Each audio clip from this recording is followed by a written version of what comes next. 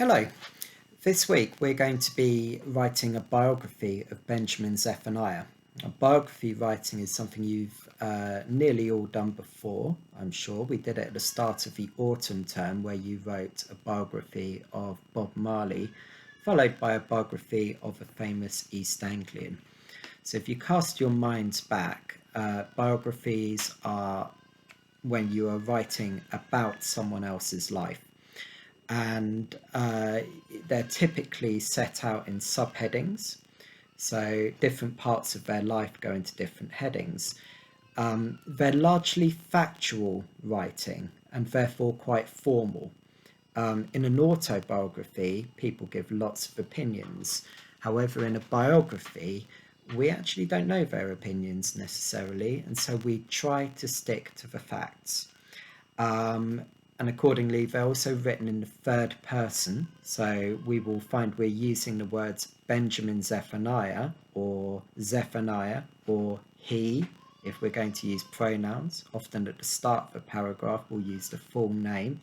And then as the paragraph continues, we would look to use pronouns like he instead. So as part of this writing, what we did back in the autumn term is we gave you a number of facts about Bob Marley, which you then sorted into appropriate subheadings. These subheadings add cohesion to the writing. If we get all of the information in the right places, things that belong together, then it will be cohesive. It will flow into the next sentence and paragraphs will flow into each other. Whereas if, for example, you start writing about Benjamin Zephaniah's career of achievements in a section about his childhood, it simply won't make sense and it won't flow. So it is very important that we actually know what we're going to write about in each section, and that means planning. So when we did our famous East Anglian, we went one step further. We didn't give you the information. You had to find the information yourself. And the biography of Benjamin Zephaniah is going to be more similar to that. I've suggested some websites for you to look at to research information about his life. However, you are going to need to find that information yourself. You're going to need to sort it into suitable subheadings before you start writing your biography of his life. Okay, so I've made a start on a plan here. Okay, so a little reminder, our introduction, which doesn't need a subheading, that would just come under the heading Benjamin Zephaniah. So our introduction should be about why we're writing about him, why he's important, sort of overall, why is it that he is an amazing person to read about? Why should everyone know about him? Okay, so that will come later. We don't need to worry about the introduction now. We need to find out more about him first. So I've put down what I think are some suitable subheadings where I'm going to start taking my notes. So I've got early life.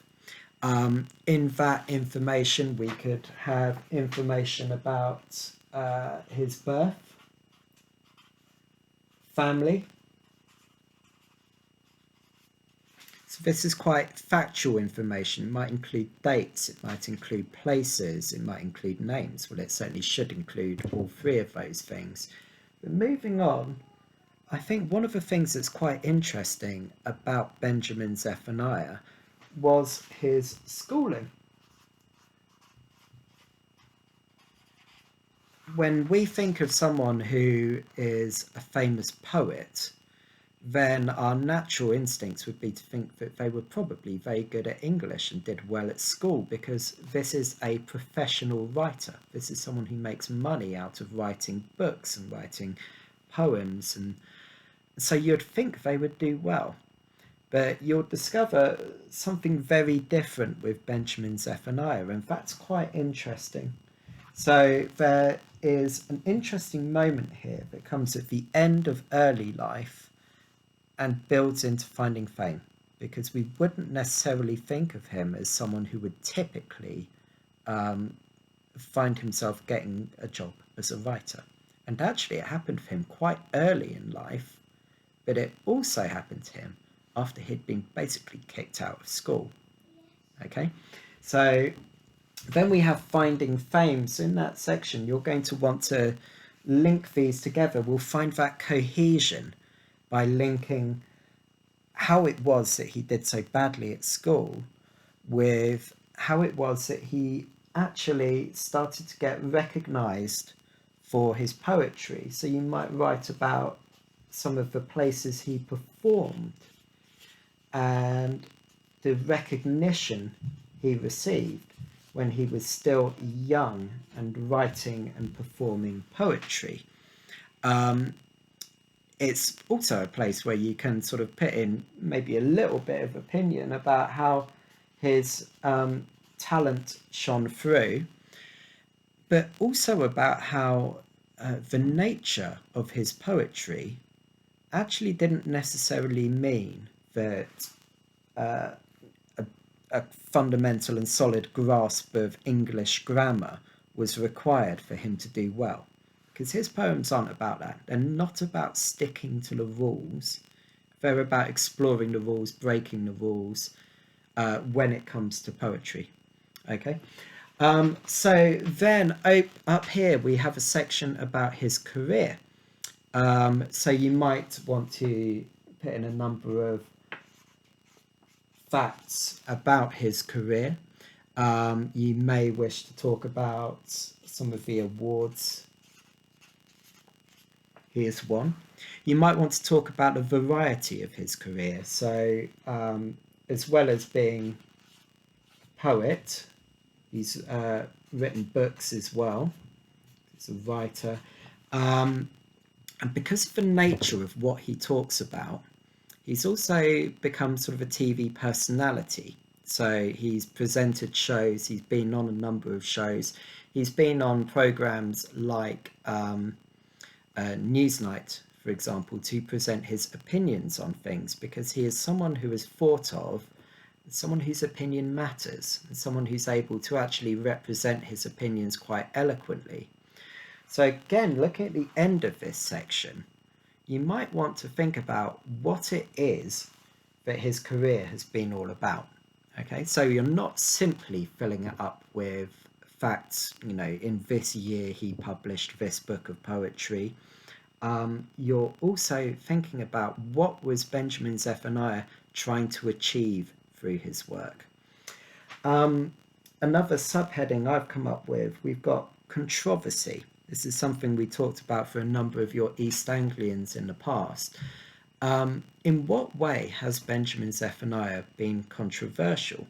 Has he made any controversial decisions or done any controversial things? So controversial means things that people might argue about. They might argue about whether they're good or bad. You may find that there are some things that Benjamin Zephaniah has done that not everyone would agree with. For example, he refused one of the Queen's honours. He was offered an OBE. I believe it's an OBE. However, he decided to turn it down. And you might consider writing about why he made that decision. I'm going to write down Queen's honours here. It's something you might want to find out about and write about. Why would someone refuse an award? You've got to think about that. That will potentially be a very interesting part of your biography. And finally, we often in our biographies, we talked about death.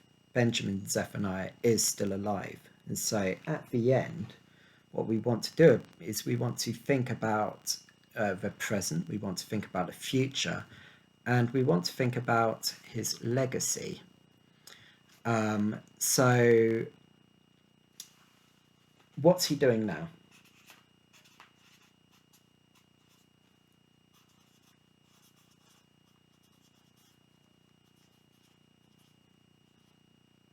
Does he have any plans for the future? And overall, what impact has his work actually had? In a way, by finishing with that, you're linking it back to the introduction about why are we writing about Benjamin Zephaniah. You want to start big and you want to finish big, and then we want to have a lot.